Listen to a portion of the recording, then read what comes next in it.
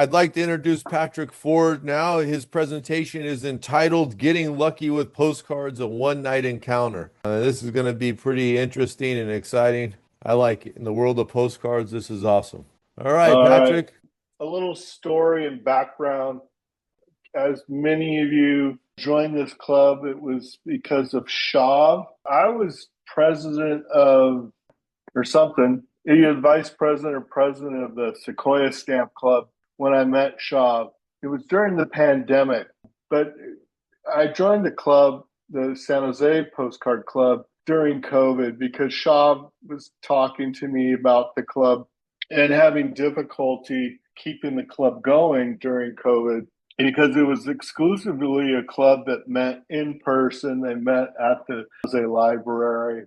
I said, well, I helped set up the Zoom for the Sequoia Club, and let's set it up for the Postcard Club because that's the only way these clubs are going to survive during this COVID time.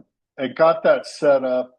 I would sit in on the club meetings. I found that the meetings in this club was a really interesting club.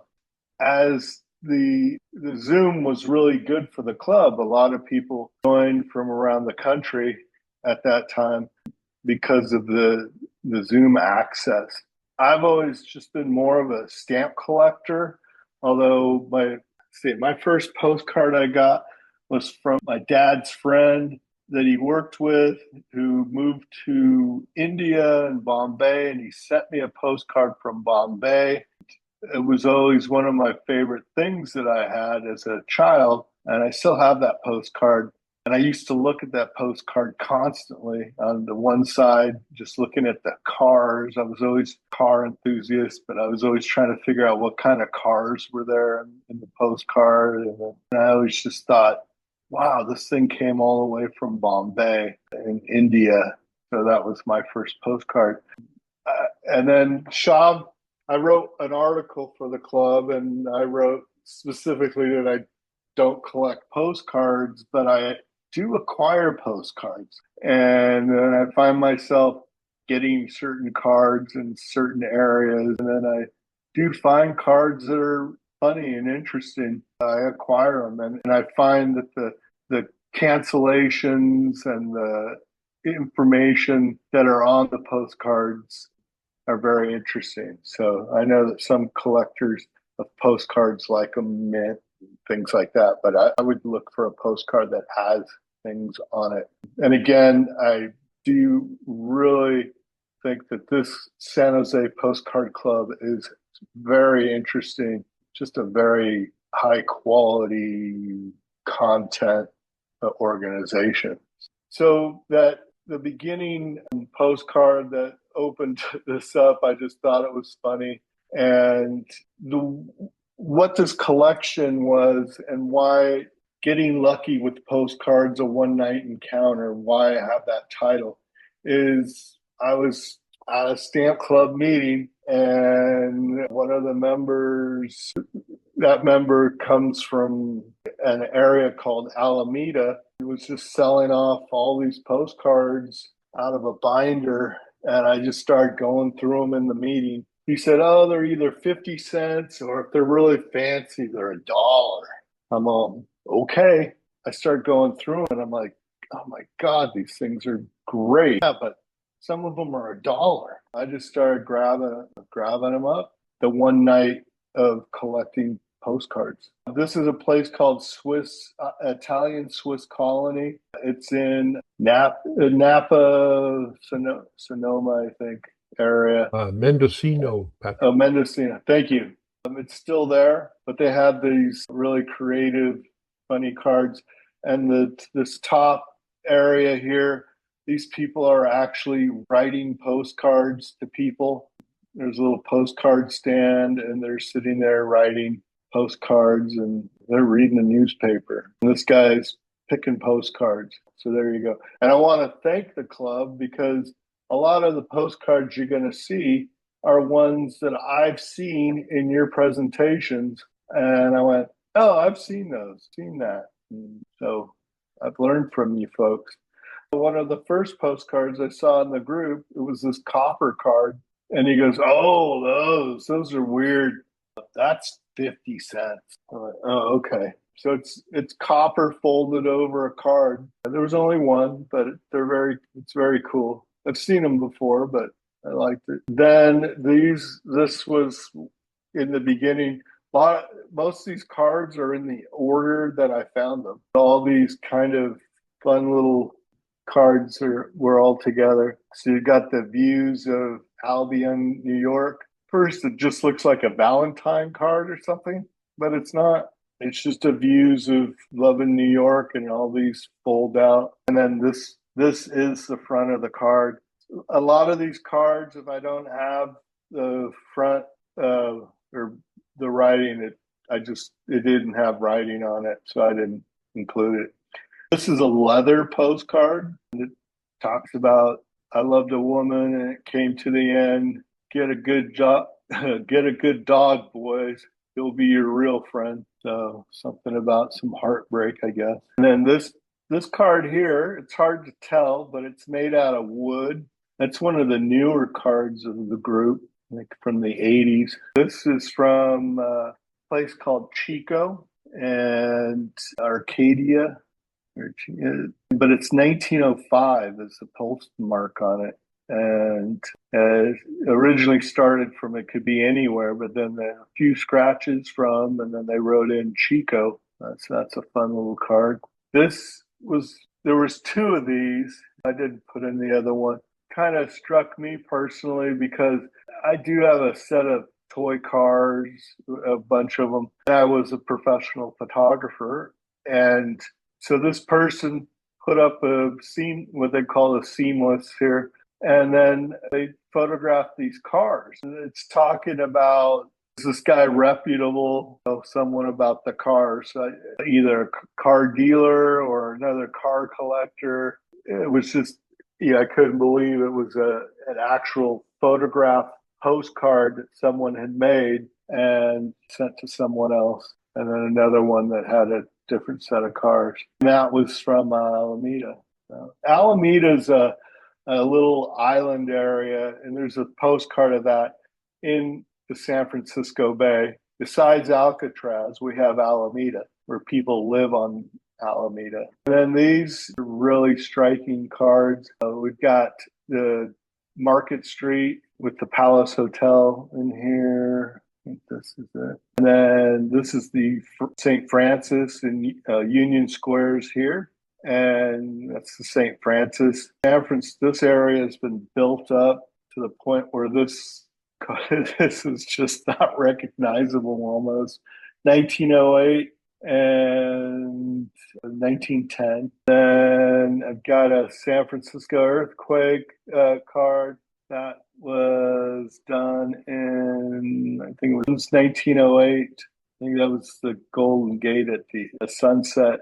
The back of this card, and this was 1912, one of these. And this is Searching for the Victims, the one with the fireman. At sunset at Golden Gate, and there is no bridge there, which is really an interesting scene. I was in the mix. It's called the Sing Fat Company. I was talking to Joe about this. They've got this place. There's one in Los Angeles. There's one in New York City. This building is still there. The business is still there.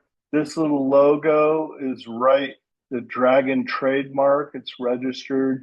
There's a whole set of these kinds of Sing Fat cards that you could collect, just Sing Fat cards. This is from 1912.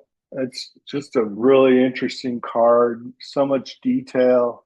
Like I said, it's a building that's still there. It goes right up into Chinatown, this area.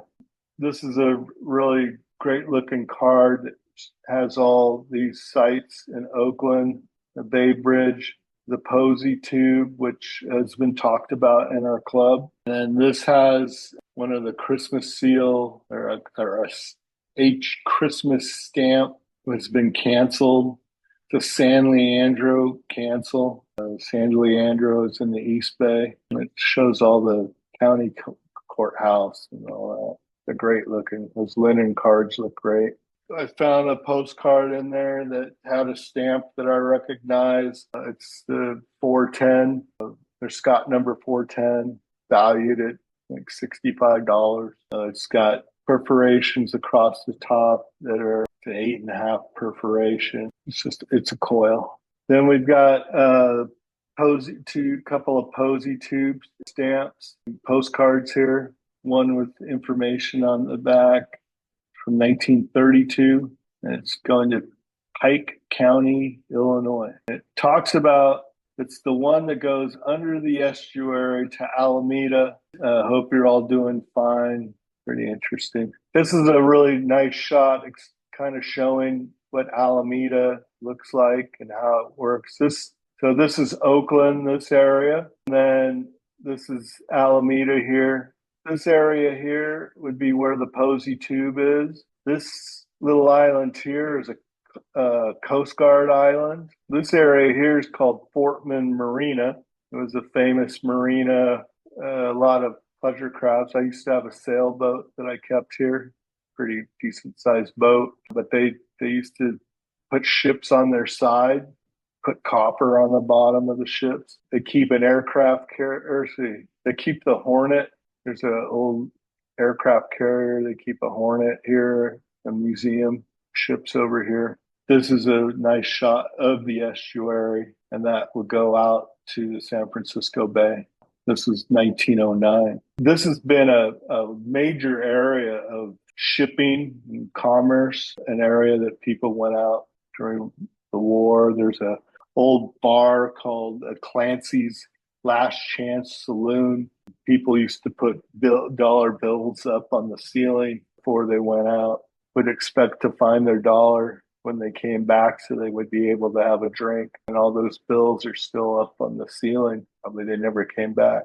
There's this Ferris wheel postcard. This is one of the ones that I saw somebody had a presentation, had a big Ferris wheel postcard, either the same or very similar to this. Looking at some of the information on this. So each of these little carts, this is a 1904 World's Fair. This postcard was sent out in 1904, St. Louis Exposition. These would carry up to 60 people, and it was 264 feet, engine 2,000 horsepower. I don't even know what has 2,000 horsepower nowadays of anything.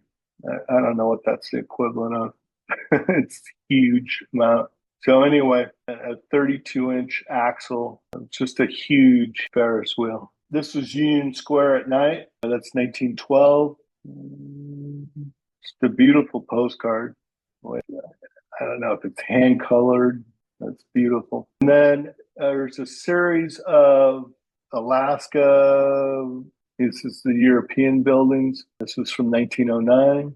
World's Fair in Seattle. Then this was the World's Fair with all the details. You have to have the postcard in front of you to get all the small details of what everything is in this just super detailed postcard. Mount Rainier's in the background. It's a great postcard, though. And then it says, "You auto come out," which I think is a little funny.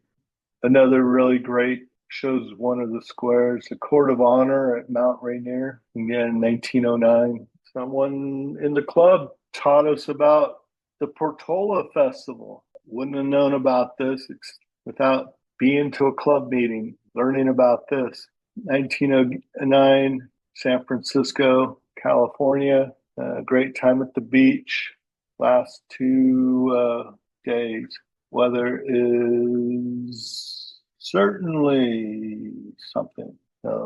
And then this went to Vallejo, California. 2 more Vallejo or Portola Festival postcards. They're just beautiful. These didn't have writing on the back. This was just kind of in the middle of it all, but how it looks. April 4th, 1909 is written on the front.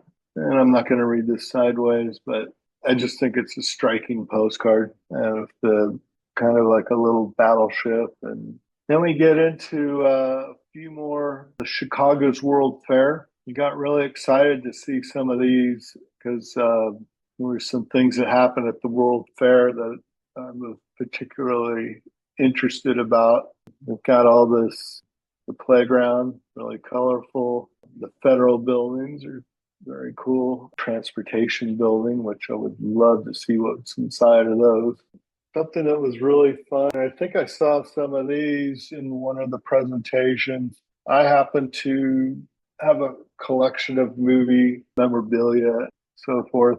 So this is a Cinerama. Both of these cards were in the collection, one in black and white and one in color. They had the same thing written on the back, and it happens to be local, going to the Palace Theater. It talks about when it's going to be shown, what time, the address for it. So I thought that was pretty interesting. They had that way of promoting the film. Pacific Cinerama Theater, the only kind of it in the world. And this was Ivar in Hollywood. I thought this was very interesting too. And then a personalized invitation to someone. Hope you're well. Enjoy your visit in the Great West. And it's another one where someone's writing a personal invitation to come and see the South Sea adventure that was in the 50s. And then this, even though it wasn't personally written to anybody, just having the fact that it was a cinematic holiday, see you soon. And then it was the Orpheum Theater on Market Street in San Francisco. So it was a regional postcard. The second Cineramic presentation is here. I thought that was a very interesting card. Another one, again, at the Orpheum, how the West was won, and a particular battle, the Battle of Shiloh. And then just another one of these postcards on Hollywood Boulevard, this one. I didn't put all of these in. There's the Matson Lines postcard. Some people were on one of the trips on the Matson Line. I've got a bunch of these I have a collection of tin can mail postcards that came off of lines. Tin can mail is something, that's a long story. There's an island that they get their mail. It's too choppy, the water. They have to have someone swim out, and they put the mail in tin cans and seal it up, and they swim out instead of making it go on a boat. Anyway, that's where I have a lot of Matson Line cardboard from that. But this is one of the first ones that I have that's not from that kind of collection. That's Matson Line. And then this is a ferry in San Diego, all the cars on it. I used to work at Stanford, and I actually have some Stanford postcards. Particular postcard was in this collection, and I thought it was very interesting. I've never seen this kind of postcard with a picture framing the image. It's a very early image of Stanford. Actually, this is not in the front quad. This is in the back area. I know where this is, but it's very different. This is a very early postcard for Stanford, and I just found it really interesting. It's got a Stanford University mark cancellation. Josephina and I were talking about it. Stanford still has its own post office on campus, although I don't think they actively have their own cancellations that they do. Most of our offices around here send mail up to San Francisco, get them postmarked there, and then send them out. They probably stopped in the 90s or so doing postmarks. But anyway, it is a very interesting postcard. And then this was a funny, weird postcard that was in the collection. There's nothing written on the back. I think it's a German postcard, but I thought it'd be more effective to show big than small. This is the Southern Pacific. It's a large train. It said broad gauge, a depot, San Jose, California. And it's the Southern Pacific. And it says San Francisco, San Jose, Los Angeles, 1908. This is trip 11, it looks like, July 5th, addressed to someone going, and it's going to Los Angeles. And that that is a cancellation from the train because there's a post office car on that train. The postal cancellation for the train. And this card here is in Alum Rock Park in San Jose. There's a picnic grove, and that one didn't have any writing on the back. It's got the same little, I think it might be for railroad cancellation. I don't know, but that's what's there. So thank you very much. Thank you, Patrick. Okay. Thank you. That was great. Anyone have any questions? Yes, Don. I'd say, Hal, you had that's a postcard collector's dream to get a whole bunch of cards that have not been picked over, that you could just pick out all the special ones that you like. That's the dream of a postcard collector. Yeah, it was interesting. That's what happens when you go somewhere where it's a bunch of stamp collectors. Stamp collectors are all, ew, postcards. And they're so much more interesting than stamps, I think. That's what you've all taught me. Yeah. So thank you. I owe it all to all of you. I'm also with that camp. I, for a number of years, discounted postcards. And I was only focused on letters and paper stuff other than postcards. And then that's where I'm at, thanks to Shav and coming on with the meeting and Patrick and COVID. So I'm the same way. Yeah. There was some beautiful cards. I love those Portola Festival cards. Yeah, we'll mention that. There's something about the Portola Festival that really I think is so cool. But, are those? Do you find those postcards very often? Are they quite rare? Well, someone else taught me about those in the club. I don't remember who it was. It might have, fess up. Whoever taught me about the Portola Festival, that was in one of your presentations, somebody. Was it Darlene who, because I only knew her through the San Francisco Club, and she gave a full-length presentation on the Portola Festival to us. Oh, yeah. And I believe she was also in the San Jose Club. Yeah. But she's no longer with us to be able to answer that. They've resurrected the Portola Festival. It's now a electronic music.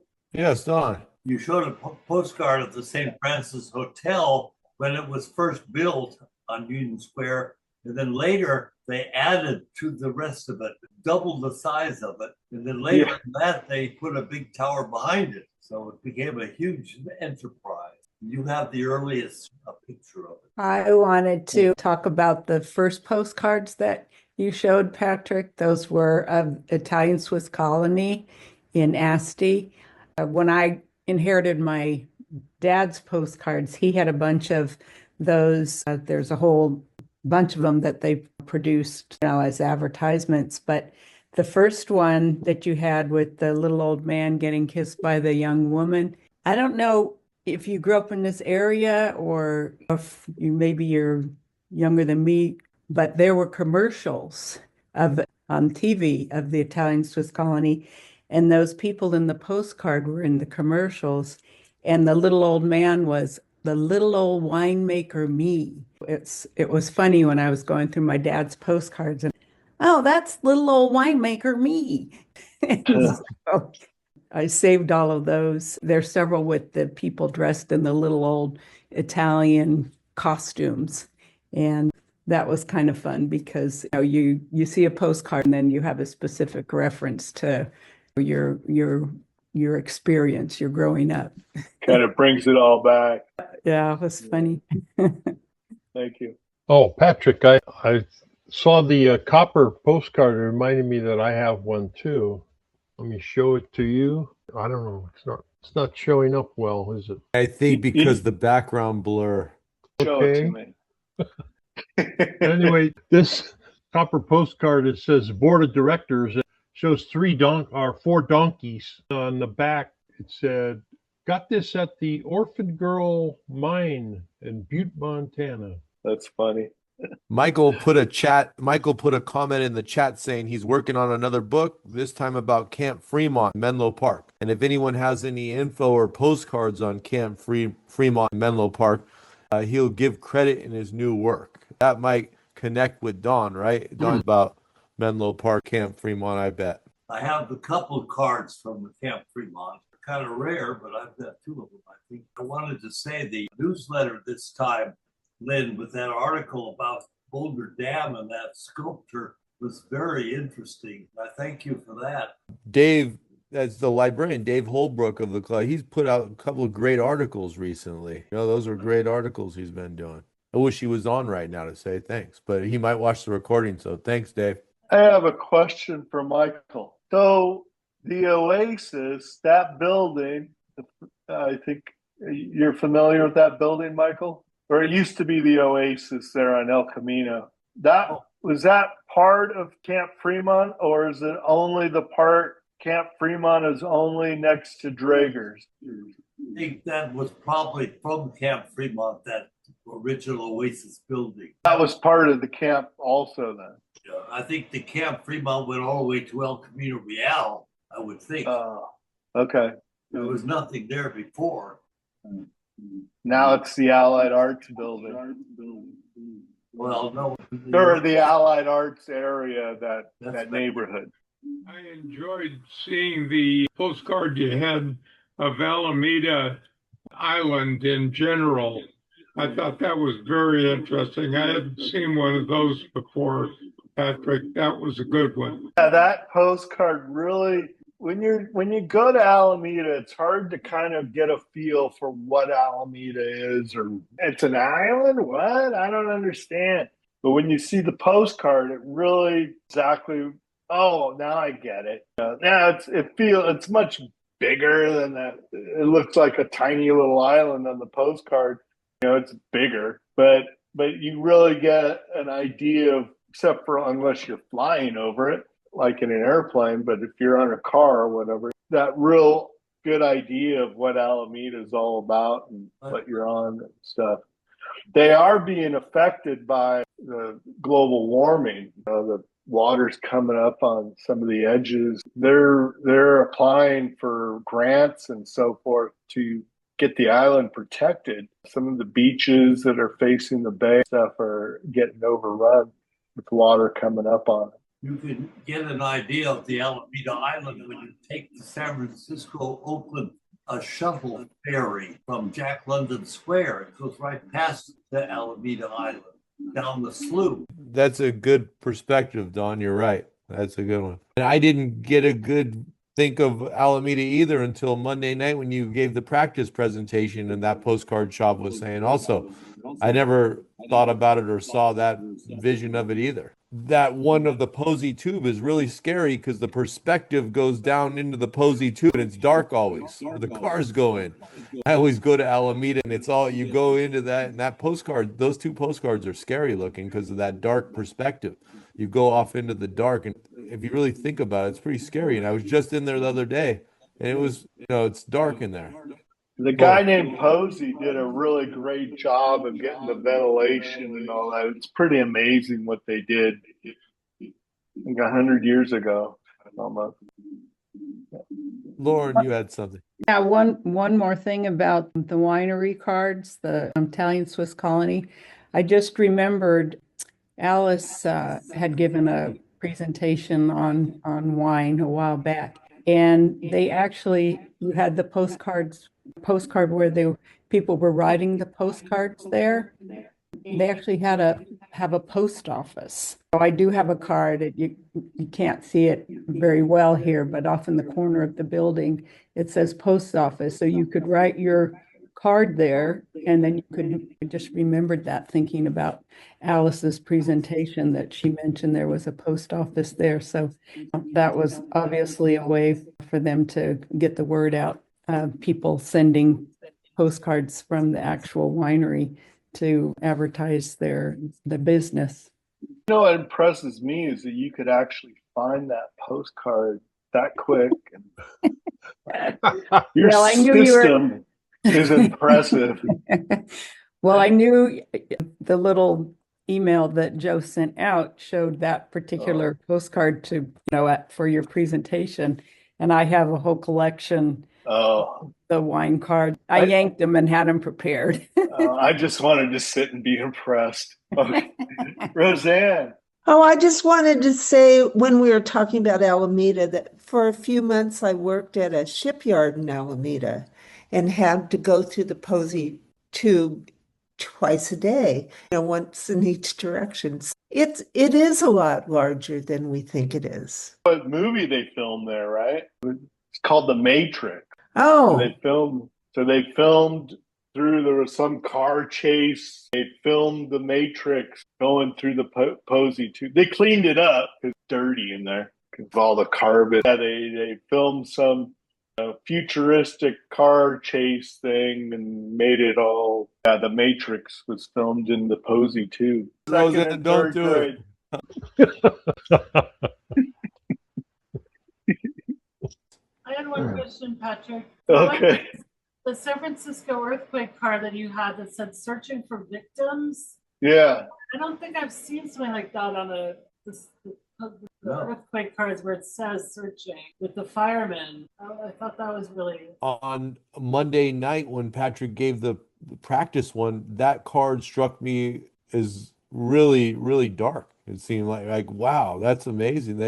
Yeah. Quite unique. It was unique. It was unique. I've seen pictures of the Chinese who were made homeless, sitting in sort of a makeshift shack in Chinatown after the earthquake, because they went right back to the place where their houses were and claimed that land for themselves. They were very careful not to lose their title to those properties in Chinatown. That's a very amazing story, Don. Even though everything was burned Yeah. up, they went right back to that location and made sure that that piece of property. The city wanted to take it from them. Probably. In the Chinese narrative of that's what they claim, that city was they had to get back there quick because the city wanted to take that land. They were so, the public or the administration of the city was so much against the diseases that they thought were rampant